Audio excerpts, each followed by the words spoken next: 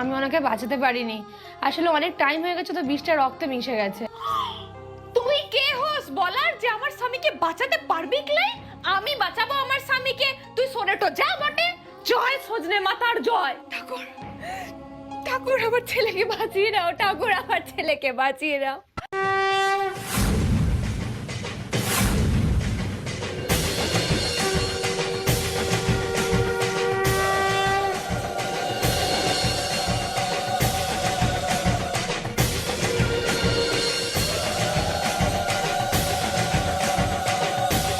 গাছের ডালটো ভেঙে গেছে, তার মানে বিষটা লেগে গেছে।